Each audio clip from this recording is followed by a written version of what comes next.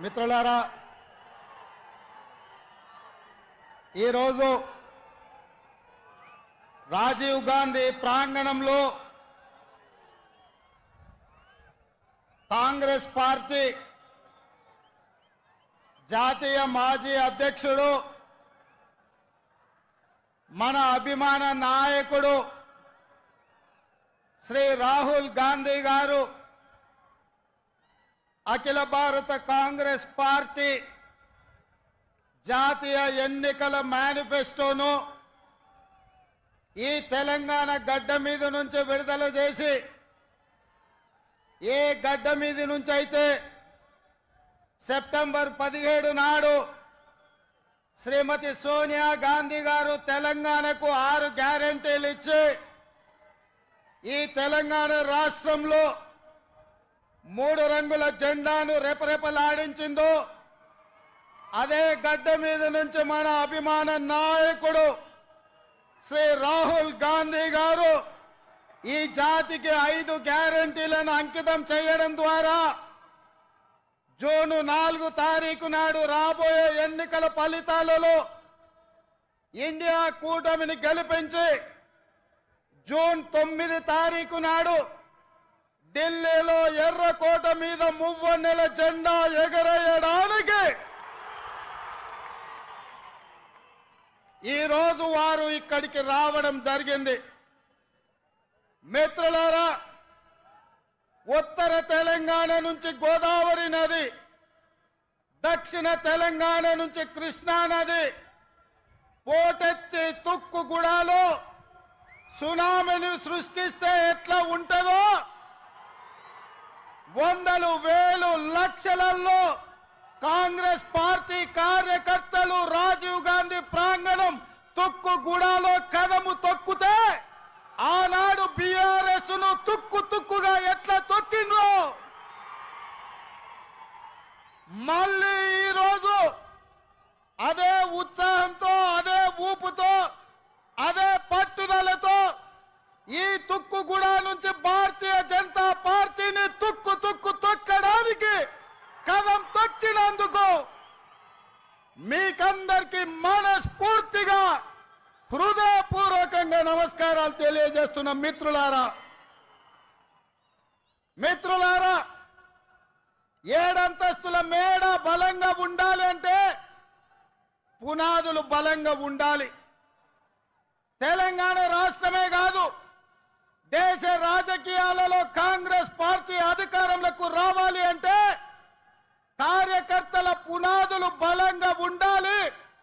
తండాలలో, గూడాలలో, మారుమూల పల్లెల్లో, పట్టణాలలో మీలాంటి లక్షలాది మంది కార్యకర్తలు కాంగ్రెస్ పార్టీ సైనికులై 100 అంతస్తుల మేడలను నిర్మించాలన్నా మీరు సైనికులుగా నిలబడి కొట్లాడినప్పుడే పార్టీ నిలబడుతుంది.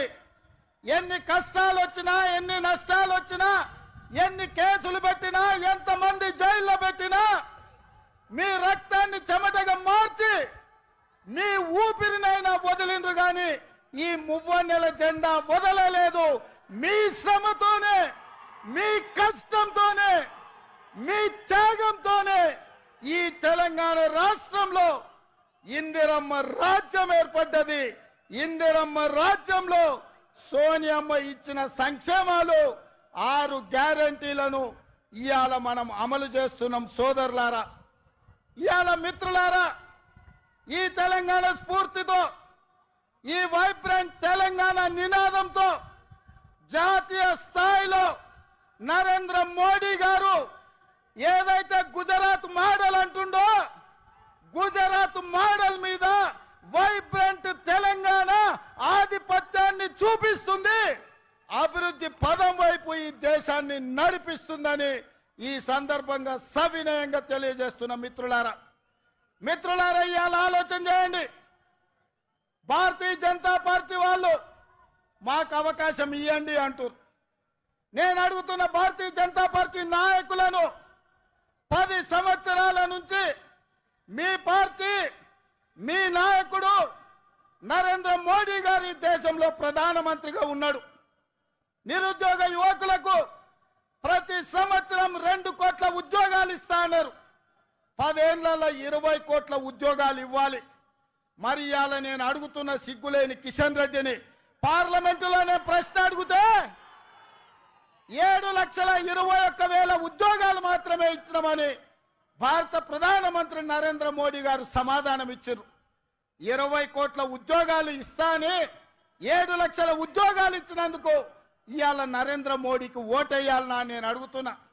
రైతుల ఆదాయాన్ని రెండింతలు చేస్తామని మాట ఇచ్చిన మీరు వేలాది లక్షలాది మంది రైతులు ఢిల్లీ సరిహద్దుల్లో రైతు వ్యతిరేక నల్ల చట్టాలను తెస్తే 16 నెలలు సైనికులాగా పోరాటం చేసి 750 మంది రైతులు అమరులైతే కనీసం ఆ రైతులను పరామర్శించలేదు, ఆ కుటుంబాలను ఆదుకోలేదు.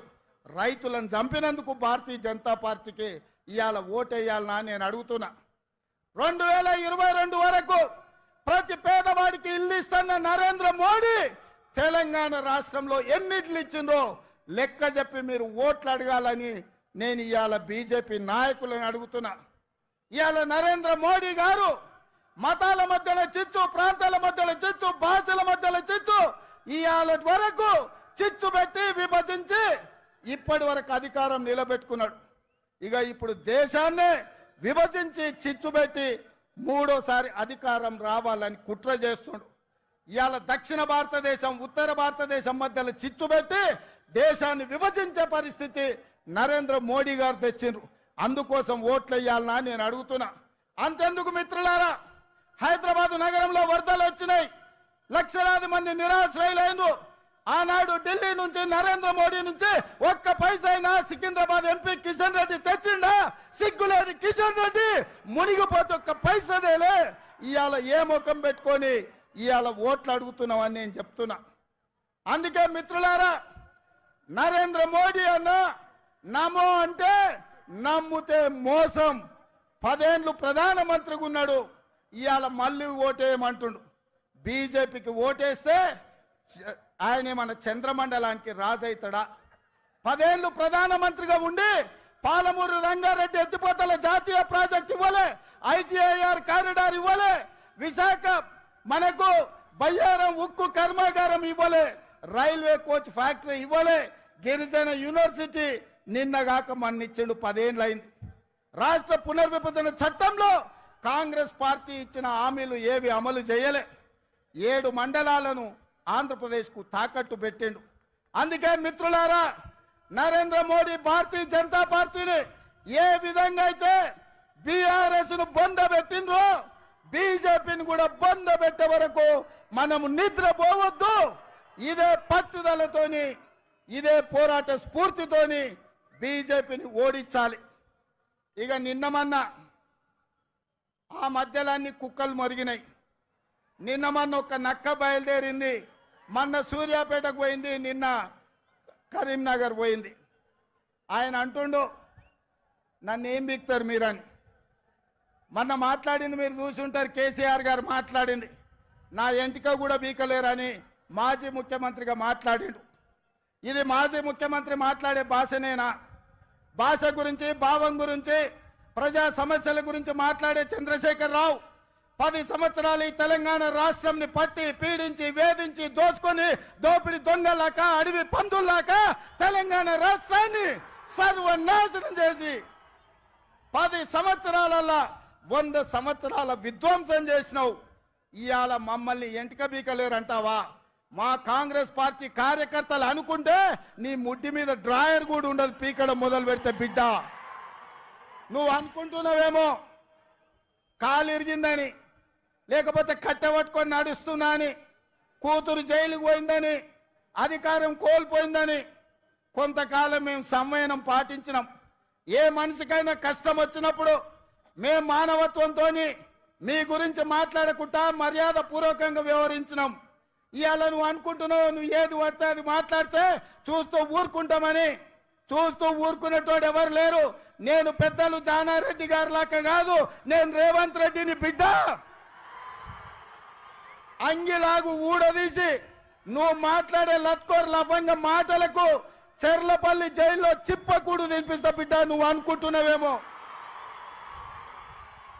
ఆనాడు చెప్పినా ఈనాడు చెప్తున్నా, నువ్వు పేదలకు డబుల్ బెడ్రూమ్ ఇల్లు కట్టియలే, నేను మాత్రం నీకు తప్పకుండా డబుల్ బెడ్రూమ్ ఇల్లు కట్టిస్తా చర్లపల్లి జైల్లో. ఎందుకంటే కొడుకు కోడలు వస్తే యాడు ఉండాలి, బిడ్డ అల్లుడు వస్తే యాడు ఉండాలి, అందరు కలిసి చర్లపల్లి జైల్లో ఉండేటట్టు మీకు డబుల్ బెడ్రూమ్ ఇల్లు కట్టించే బాధ్యత మా లక్షలాది మంది కాంగ్రెస్ పార్టీ కార్యకర్తలు తీసుకుంటారని చెప్పి నేను ఈ వేదిక మీద నుంచి చెప్పదలుచుకున్నా. అందుకే మిత్రులారా, మీరు ఆలోచన చేయండి.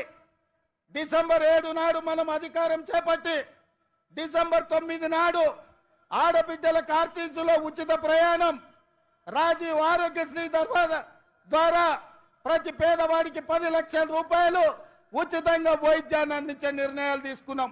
ఇదే కాదు, మా మిత్రుడు పెద్దలు బట్టి విక్రమార్క గారు ఆర్థిక సమస్యలు, రాష్ట్రం సంక్షోభంలో ఉంటే, జీత భత్యాలు ఇవ్వలేని పరిస్థితిలో రాష్ట్రం ఉంటే ప్రభుత్వ ఉద్యోగులకు అదేవిధంగా పెన్షన్దారులకు 1 తారీఖు నాడు జీత భత్యాలు ఇచ్చి राष्ट्रीय जान का कुर्बानी देने के लिए तैयार हो गए।